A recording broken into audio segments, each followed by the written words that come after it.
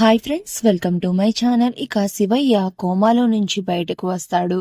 ఇక తరువాత శివయ్య రోడ్డు మీద అలా వెళ్తూ ఉండగా అప్పుడే శివయ్యకి చామంతి కనిపిస్తుంది. ఇక అప్పుడు చామంతి దగ్గరికి వెళ్ళి, అమ్మ చామంతి, నీకోసమే చూస్తున్నానమ్మా, నేను నీకు ఒక ముఖ్యమైన విషయం చెప్పాలమ్మా అని అయితే శివయ్య చామంతితో ఏదో మాట్లాడుతూ ఉంటాడు.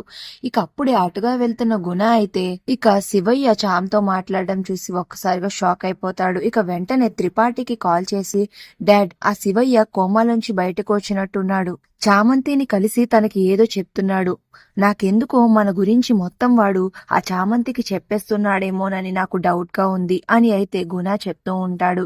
ఇక అప్పుడు త్రిపాఠి, వద్దు, అలా జరగకూడదు, ఆ శివయ్య గనక మన విషయాలు అన్ని ఆ చామ్కి చెప్పేస్తే మనకి చాలా ప్రాబ్లం అవుతుంది, నువ్వు అస్సలు లేట్ చేయకు, వెంటనే ఆ శివయ్య గాడిని చంపేయ్ అని అయితే చెప్పి త్రిపాఠి అయితే కాల్ కట్ చేస్తాడు. ఇక వెంటనే గుణ అయితే కార్ వేసుకుని స్పీడ్ గా వాళ్ళ వైపు వస్తూ ఉంటాడు. ఇక చామ్ శివయ్య ఇద్దరు కూడా ఏదో మాట్లాడుకుంటూ రోడ్డు మీద అలా నడుచుకుంటూ వెళ్తూ ఉంటే ఇక ఒక్కసారిగా గుణ అయితే వాళ్ళ మీదకి కార్ వేసుకుని దూసుకుని వస్తూ ఉంటాడు. అది గమనించిన చామ్ అయితే ఇక శివయ్యని పక్కకి తోసేస్తుంది. దాంతో గుణ కారు అయితే చామ్ ని గుద్దేస్తుంది. ఇక అలా గుద్దగానే చామ్ పక్కగా వెళ్లి అక్కడ ఉన్న గోడకి తన తల గట్టిగా తగలడంతో ఇక వెంటనే కింద పడిపోతుంది. దాంతో చామ్కి తలకి ఇంకా చెవులకి ఇంకా ముక్కుకి అయితే గట్టిగా తగిలి ఇక ముక్కులో నుంచి తల నుంచి రక్తం అయితే కారుతూ రక్తపు మడుగులో అలా కింద పడిపోయి ఉంటుంది చామంతి.